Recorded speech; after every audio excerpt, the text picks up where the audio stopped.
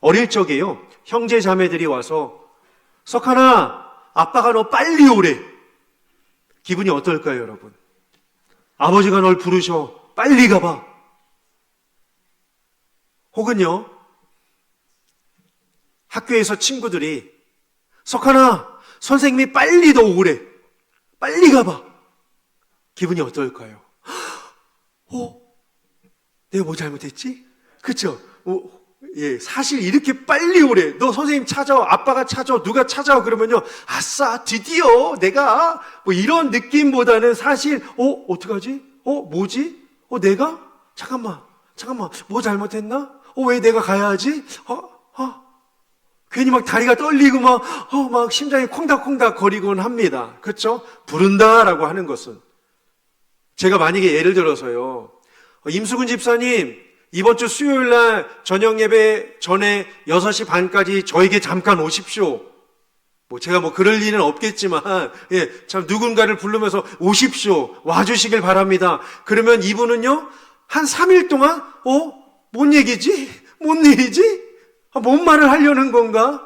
대상이 집사님이건 권사님이건 누군가가, 그쵸? 누군가가 누군가를 부른다라고 하는 것은 사실 적지 않은 부담이 됩니다. 그래서 우리는요, 종종 부름받았다라고 하는 이 단어를 보면 사실 감사하다, 나를 불러 구원해 주시니 감사하다라고 하지만, 사실 이 단어를 깊이 묵상해 보면 어떤 사명이나 또 부담감 때문에 우리는 사실 부르심이라고 하는 단어가 솔직히 편하지는 않습니다. 성경이 말하는 부르심은요, 그런데요, 다릅니다. 무언가를 하라는 요구, 요청 이전에요, 잘 들어보십시오. 이미 이루어진 하나님의 은혜에 초대하시는 사랑이 됩니다. 부르심은요, 이미 이루어진 하나님의 은혜로 우리를 초대하시는 은혜가 부르심입니다. 즉, 부르심은 뭘 해야 된다, 어디 한번 보자, 그거 봐, 막 이렇게 혼쭐 내려고 하는 그러한 요구하는 것이 아니라, 이미 이루신 구원을 보게 하시기 위하여서, 누리게 하시기 위하여 우리를 요청, 부르시는 초대입니다. 누가요? 예수님께서요. 그래서요, 성도에게 가장 중요한 건 뭘까요? 우리를 부르신 예수님이 누구이신가? 우리를 부르신 예수님께서 무엇을 하셨는가를 우리는 매일 알아야 합니다. 이에 저는 오늘 이 아침에 여러분들과 함께 세 가지로요, 함께 우리를 부르신 예수님께서 하신 일이 무엇인지 본문의 말씀에 비추어서 함께 살펴보고자 합니다. 세 가지입니다. 첫 번째로는요, 영원한 길을 여셨고요. 두 번째는요, 양심을 깨끗하게 하셨고요. 그리고요, 완전한 나라를 주셨다라고 하는 이 세 가지를 함께 살펴보겠습니다. 첫 번째로요, 화면입니다. 예수님의 피는 단번에 영원한 길을 여셨습니다. 누가요? 예수님께서요. 뭐로요? 보혈로요. 우리 지난주에 시온 찬양대가요, 그렇죠? 주의 뭐했죠? 그렇죠? 보혈 능력이 있도다, 주의 피 믿으오 하면서 찬양으로 고백했습니다. 마찬가지예요. 주의 피가 우리에게 주어진 것이 무엇인가? 첫 번째로요, 영원한 단번에 영원한 길을 여셨다라고 하는 것입니다. 누가요? 예수님께서요. 자, 오늘 본문을 보시면 예수님을 이렇게 설명을 하고 있습니다. 그리스도께서는 장래에 좋은 일의 대제사장으로 오사라고 이야기를 합니다. 히브리서 기자가 설명하는 예수님은 누구입니까? 장래 좋은 일의 대제사장이라고 말씀을 합니다. 구약이에요. 대제사장은요, 하나님 앞에 나아가 백성의 죄를 가지고 속죄를 하던 사람이었습니다. 그러나 그는 반복해서 제사를 드려야 했습니다. 자신도 죄인이었습니다. 하지만 예수님은요, 단순히 옛 제사의 연장이 아니라 다가올 은혜를 가져오신 참 대제사장으로 히브리서는 설명하고 있습니다. 다시 본문을 보시면 장래 좋은 일, 자, 예수님께서 우리에게 주신 좋은 일, 한 번이 아니라 영원토록, 장래죠, 끝까지 장래 좋은 일에 대제사장으로 오신 그 예수님께서 여러분, 우리에게 주신 것 뭘까요? 저는 한번 7가지를 히브리서 안에서 한번 찾아보았습니다. 첫 번째로는요, 주의 자녀가 된 거죠. 우리에게 좋은 일, 예수로 나의 구주 삼고, 그렇죠? 아까 우리 준비 찬양에서도 하셨죠? 예수를 나의 구주 삼고, 주의 자녀입니다. 주의 자녀죠. 나에게 일어난 좋은 일, 주의 자녀예요. 두 번째는요, 예수님이 나의 뭘 없애주셨죠? 뭘 사해주셨죠? 죄사함이죠. 주의 자녀, 그리고 죄사함입니다. 자, 죄가 사하여짐으로 말미암아 하나님과 우리는 화목하게 되었습니다. 하나님과의 화목이죠. 세 번째가 하나님과의 화목이에요. 주의 자녀, 죄사함, 하나님과의 화목입니다. 그로 인하여 우리가 얻게 된 것 네 번째는요, 새 생명을 얻게 되었습니다. 난 이전에 옛사람이 아니라 주님의 자녀로 살아가는 하나님의 백성, 증인, 제자다라고 하면서 새 생명을 네 번째로 얻게 되었습니다. 그로 인하여 새 생명을 얻은 우리는요, 우리 안에 누가 찾아오셨을까요? 뭐가 내주하고 계실까요? 누가요? 성령이 내주하고 계십니다. 다섯 번째가 성령의 내주예요. 성령의 내주예요. 그런데 이 성령은요, 우리가 육신을 입고 있을 때만 거하셨다가 육체 호흡이 끝나면 떠나시는 영이 아니라 영원히 거하십니다. 그래서 우리에게 주어진 것이 무엇입니까? 영생이 주어진 거예요. 성령이 영원히 거하기 때문에 우리에게는요, 영생이 주어진 것입니다. 여섯 번째가 영생이죠. 마지막 일곱 번째는요, 그 영생의 모습을 가지고 우리가 들어갈 하나님 나라의 유업, 천국입니다. 하나님 나라의 유업. 첫 번째가 뭐였죠? 그렇죠, 주의 자녀. 두 번째는요, 죄사함. 세 번째는요, 하나님과의 화목. 네 번째는요, 새 생명. 다섯 번째는요, 성령의 내주. 여섯 번째는요, 영생. 일곱 번째는요, 천국. 그렇죠? 다섯 번째, 여섯 번째 바뀌어졌지만 괜찮습니다. 천국을 우리가 얻게 되었습니다. 즉, 기억해 보십시오. 성도에게 과거는요, 용서받고, 현재는 보호받고, 미래는 보장받은 사람이 성도인 거예요. 과거는 용서받고, 현재는 보호받고, 미래는 보장받은 사람이 바로 성도라고 하는 사실입니다. 이게 어떻게 가능했을까요? 이유는요, 12절에 이렇게 말씀을 합니다. 자기의 피로, 오직 자기의 피로, 오직 자기의 피로요. 12절을 보시면 과거의 제사장들이 염소와 송아지의 피로 아무리 하였지만 이것은 죄를 완전히 씻기지 못했습니다. 하지만 예수님이 오심으로, 예수님이 십자가를 지심으로 오직 자기의 피로 우리는 과거는 용서받고, 현재는 보호받고, 미래는 보장받은 사람, 성도가 되었다라고 말씀합니다. 구약의 제사는요, 여러분 13절처럼요 어때요? 염소와 황소의 피와 및 암송아지의 죄를 계속해서 뿌려야 했습니다. 짐승의 피는 죄를 근본적으로 없애지 못했기 때문입니다. 그런데 예수님은 자신의 생명을요, 12절에 중요한 단어가 있습니다. 하반절에요. 단번에요. 들이셨습니다. 더 이상 반복할 필요가 없다라고 하는 뜻입니다. 그래서 십자가는 완전한 구원인 줄 믿습니다. 더 보탤 것이 없습니다. 우리는 어떻게 하면 되죠? 믿음으로 받으면 돼요. 구원이 내게 온 것을 믿음으로 받으면 됩니다. 여러분, 구원은요, 개인의 노력으로 완성하는 것이 아니라 주님의 완전한 희생을 믿는 것입니다. 왜? 개인의 노력으로 완성하는 것이 구원이 아니라, 구원은 주님의 완전한 희생을 어떻게 해요? 믿는 것입니다. 믿는 거예요. 여러분, 주님이 뭘 이루셨습니까? 오늘 말씀을 한번 보실까요? 12절이에요. 뭘 이루셨다고 하죠? 뭘 이루셨대요? 그냥 속죄가 아니죠. 영원한 속죄를 이루셨대요. 우리가 이걸 잊으면 안 돼요. 세상은 잠시 덮어줄 수 있지만 예수님은 영원히 해결하시는 분이십니다. 사람은요, 과거의 죄책감을 가지고 삽니다. 현재의 불안감을 가지고 살아요. 미래의 염려를 가지고 삽니다. 그러나 예수님의 속죄는요, 과거의 죄를 씻습니다. 나의 죄를 씻기는 뭐밖에 없다고요? 예수의 피밖에 없네요. 그리고 현재의 양심을 깨끗하게 합니다.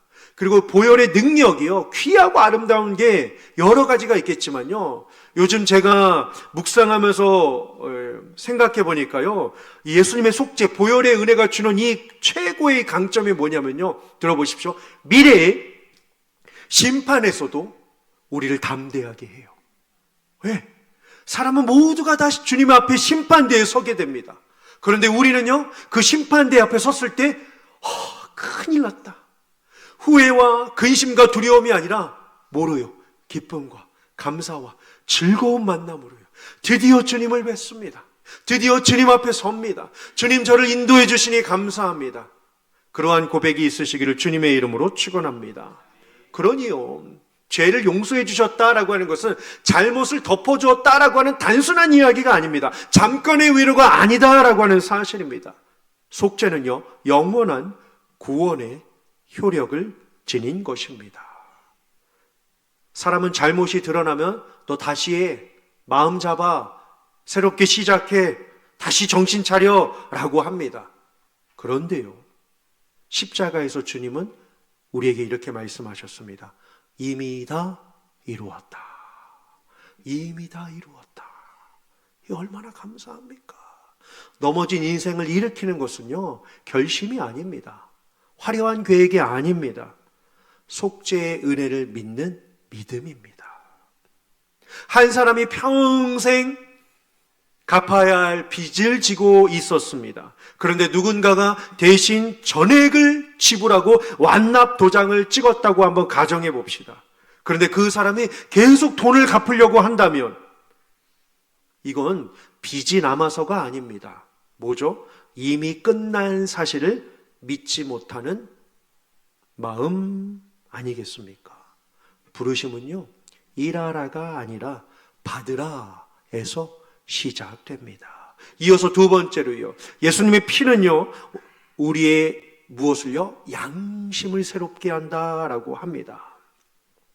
오늘 본문 13절을 보시면 아무리 동물을 바쳐 피를 뿌리며 제사를 드린다라고 할지라도 이것은요, 한계가 있대요. 그 한계가 뭐죠? 13절을 보시면 육체를 정결하게 한다라고 합니다. 반은 됐지만 반은 하지 못하는 거예요. 육체는 정결하게 했지만 영은요, 옷은 더러우면 빨면 되지만 마음의 죄는요, 심령의 죄는요, 품고 있는 그러한 모든 죄들은요, 어떻게 하겠습니까? 더러우면 빨면 됩니다. 신발도 더러우면 세척하고 맡기면 되죠. 그런데 우리가 지은 이 모든 죄요, 어떻게 우리는 이것을 씻어낼 수 있겠습니까? 인간의 내면을 씻는다는 것은 불가능합니다. 그런데 예수님의 피는 다릅니다. 우리의 양심을 깨끗하게 합니다. 무엇으로요? 무엇이 우리의 양심을 깨끗하게 할까요? 자, 14절입니다. 하물며 영원하신 성령으로 말미암아 흠없는 자기를 하나님께 드린 그리스도의 피가, 그렇죠, 양심을 깨끗하게 하지 못하겠느냐라고 합니다. 뭐가요? 그리스도의 피가요, 우리의 양심을 깨끗하게 한다라고 말씀합니다. 양심은요, 마음속에서 옳고 그름을 판단하는 이 내적 법정과 같습니다. 죄를 지으면 양심이 우리를 고발합니다. 사람이 잘못을 저지르면 죄책감을 느끼는 것처럼 말이죠. 그래서 하나님 앞에서 숨고 싶은 두려움이 있습니다. 그런데 또 그 죄를 지으니까 반복되는 실수와 실패로 인한 수치심이 있습니다. 우리는 다 겉으로는 멀쩡하지만 우리의 속사람은 얼마나 연약한지 모릅니다. 그런데요, 주의 보혈이 우리의 양심, 우리의 속사람을요, 깨끗하게 한다라고 말씀합니다. 14절 하반절을 보시면 그 단어가 있습니다. 깨끗하게 하고라고 말이죠. 누가요? 14절 상반절에 있는 영원하신 성령이요, 영원하신 성령이 우리를 깨끗하게 한대요. 그럼 이것을 어떻게 해석할 수 있을까요? 깨끗하게 한다라고 하는 것은 단순히 지우다를 넘어서요. 들어보십시오. 이미 용서하신 죄를 붙들고 살지 않게 하는 힘입니다. 네, 누가요? 성령께서요. 이미 용서하신 죄를 더 이상 붙들지 않고 살게 하는 힘을 주신다는 거예요. 사실 우리가 양심을 깨끗하게 할 수 있는 힘이 있습니까? 없습니다. 죄를 더 이상 짓지 않겠다 결정하고 계획하고 준비하지만 이것을 이겨나갈 수 있는 사람은 아무도 없습니다. 그래서 하나님께서 우리에게 무엇을 내주하게 하신 걸까요? 누구를요? 성령을 내주하게 하신 거예요. 뭐 하게 하시려고요? 깨끗하게 하시려고요. 이미 용서하신 죄를 더 이상 붙잡지 않고 주만 바라보며 주의 말씀을 가지고 살게 하시도록 힘을 매일마다 새롭게 주신다라고 하는 것입니다. 얼마나 감사해요. 사람이 도망치는 죄인이 아니라 은혜의 자녀로 살아갈 수 있다라고 하는 것은 주님의 은혜인 줄 믿습니다. 누군가요? 전도를 할 때 이러한 이야기를 합니다. 하나님이 보이면 믿겠다. 정말 잘 믿을까요?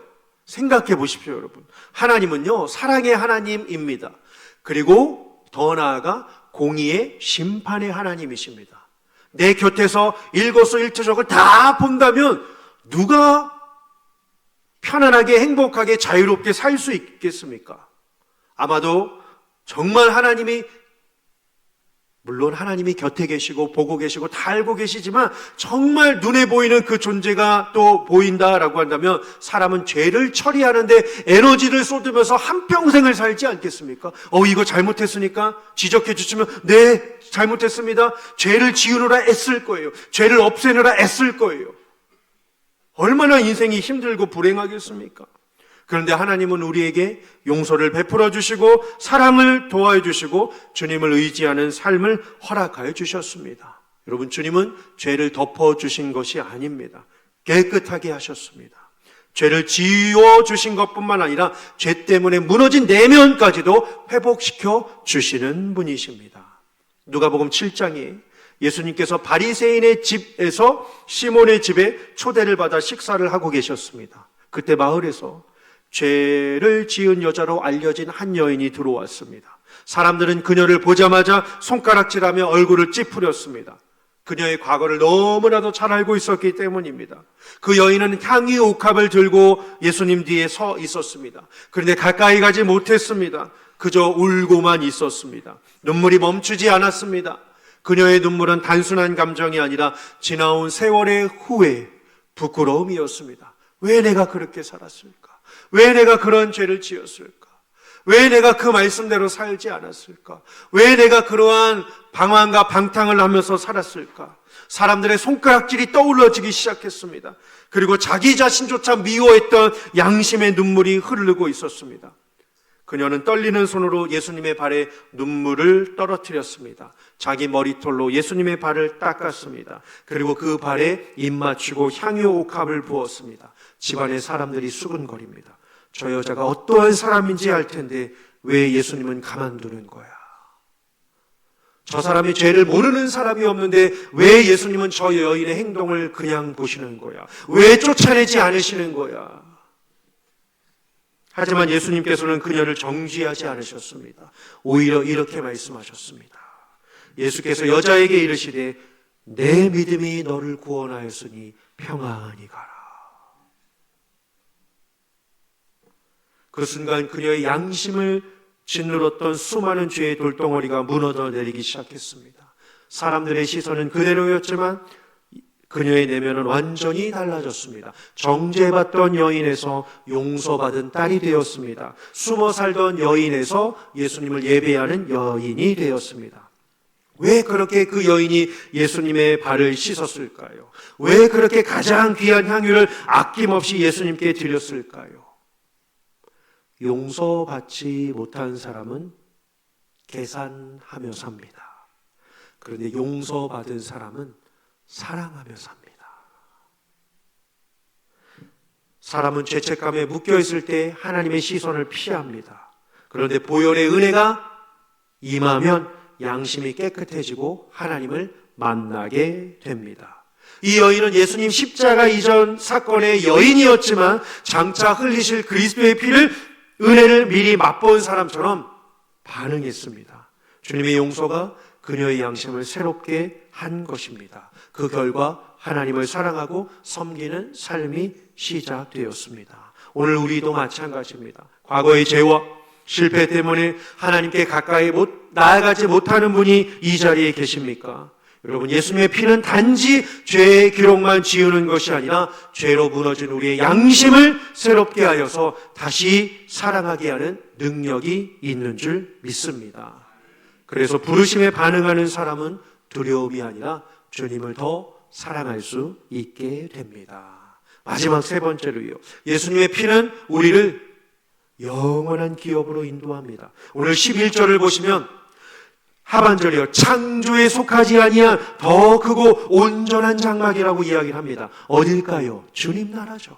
이 땅에 있지는 않지만 하나님 나라를 뜻합니다. 더 크고 온전한 장막으로 말이죠.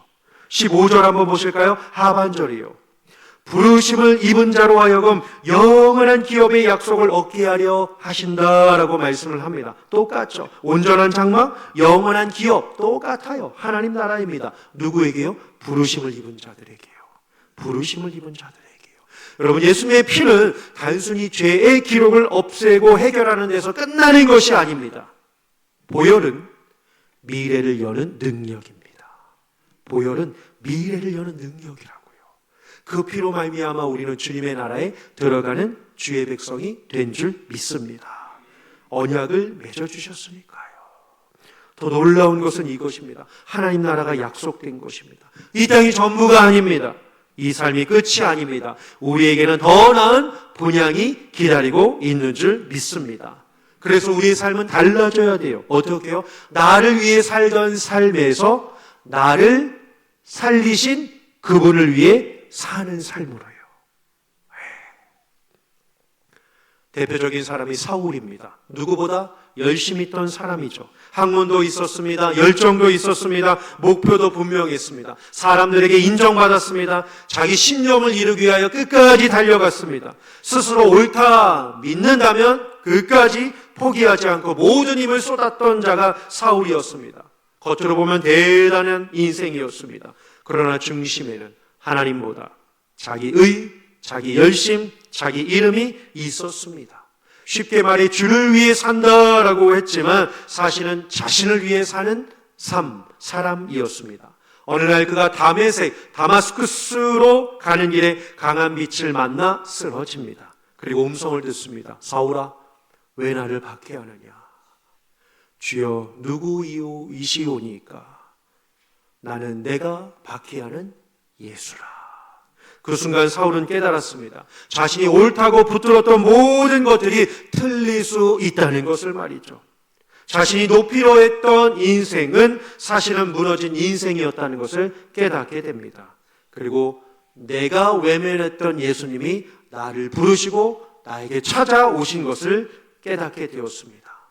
왜 주님이 사울을 부르셨습니까? 심판이요? 책망이요? 꾸지람이요? 징계요? 아니요. 살려주시려고 부르셨습니다. 눈먼 그를 다시 보게 하셨습니다. 죄인을 사명자로 세우셨습니다. 그 후 사울은 이름도 바꾸어 바울로 불리며 전혀 다른 삶을 살게 됩니다. 전에는 사람에게 박수 받는 일을 위하여 달렸다면 이제는 복음을 사람들에게 나누어 주는 사람이 되었습니다. 전에는 자기 신념을 위하여 살았던 인생이었다라고 한다면 이제는 사람을 살리는 생명을 주는 사람이 되었습니다.